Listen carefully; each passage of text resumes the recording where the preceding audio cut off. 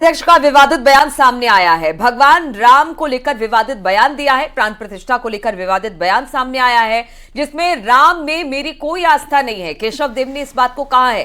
प्राण प्रतिष्ठा कुछ नहीं है, क्या भगवान में सब पहले से प्राण नहीं था? इस तरह की बातें केशव देव ने कहा है। महान दल के नेता हैं और एक के बाद एक राम को लेकर इस तरह के विवादित बयान दिए जा रहे हैं। अब महान दल के अध्यक्ष ने एक विवादित बयान दिया। भगवान राम को लेकर ही बहुत सारी बातें उन्होंने कर दी। कहा प्राण प्रतिष्ठा को लेकर बयान दिया, उसमें उन्होंने कहा कि राम में मेरी कोई आस्था नहीं है, प्राण प्रतिष्ठा कुछ नहीं है, क्या भगवान में पहले से प्राण नहीं था? इस तरह की बातें अब केशव देव, जो कि महान दल के अध्यक्ष हैं, उन्होंने कही है। देखिए भाई, भगवान राम में मेरी कोई आस्था नहीं जी। मेरी कोई आस्था नहीं, केशव देव मौर्य कोई आस्था नहीं। भगवान राम अगर हैं तो जो लोग पूछते हैं वो पूजे, हमारी कोई आपत्ति नहीं। मैं भगवान राम का बेहद सम्मान करता हूँ। क्यों करता हूँ? क्योंकि करोड़ों लोग उन्हें पूछते हैं। भगवान राम से ना मैं डरता हूँ, ना मैं उनमें कोई आस्था रखता हूँ। इसलिए मुझे प्राण प्रतिष्ठा से कोई मतलब विशेष नहीं है और प्राण प्रतिष्ठा कुछ है नहीं। वो तो केवल राजनीतिक स्टंट है भारतीय जनता पार्टी को वोट लेने के लिए। क्या भगवान राम में पहले से प्राण नहीं था जो नया प्राण प्रतिष्ठा होने जा रहा है? इंडी गठबंधन में भले ही सीटों पर पेच फंसा हो, सबकी अपनी अपनी डपली, अपना अपना राग हो, लेकिन जब बात राम मंदिर के विरोध की आती है तो सब एकजुट हो जाते हैं, चाहे राहुल गांधी हो या फिर अखिलेश या फिर ममता बनर्जी, क्योंकि बीजेपी के इस जिताऊ मुद्दे का किसी के पास तोड़ नहीं है। ऐसे में अभी सभी ने बैक टू बैक न्योते को ठुकराना शुरू कर दिया।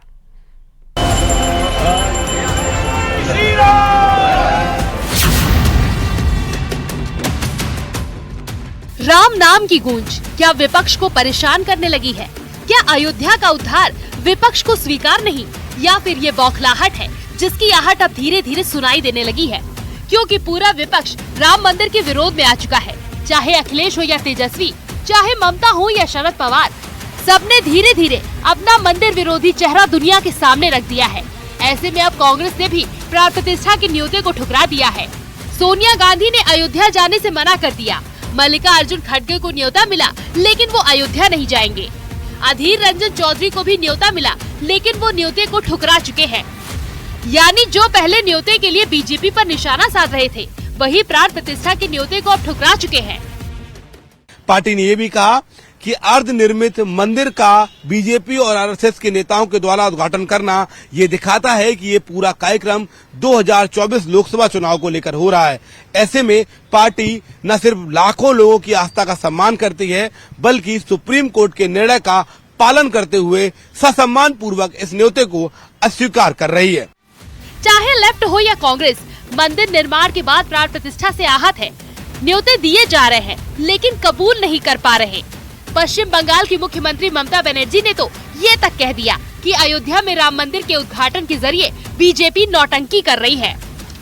আপনারা কোর্টের আন্ডারে করছেন, ইলেকশনের আগে একটা গিমিক শো করবেন বলে আমার কোনো আপত্তি নেই তো, কিন্তু তাই বলে অন্য সম্প্রদায়ের মানুষকে অবহেলা করা। আমি আপনাদের কাছে ওয়াদা করে যাচ্ছি, আমি আপনাদের ঈশ্বরের শপথ করে বলছি, আল্লাহর কসম খেয়ে বলছি, মনে রাখবেন আমি কোনোদিনও হিন্দু মুসলমান শিখ খ্রিস্টান তপশিলি আদিবাসীদের ভাগাভাগি করতে দেব না। यानी कांग्रेस के साथ ही गठबंधन के सहयोगी नेता मान चुके हैं कि उन्हें धर्म कर्म में नहीं, जनता की आस्था में नहीं, बल्कि सिर्फ राजनीति में रुचि है। क्योंकि जब अखिलेश यादव को भी न्योता दिए जाने का दावा किया गया, तो उन्होंने कहा न्योता देने वाले को वो जानते ही नहीं। और रुकेंगे यहाँ पर छोटे से ब्रेक के लिए, जल्द लौटते हैं। आप देख रहे हैं न्यूज़ 18 उत्तर प्रदेश उत्तराखंड।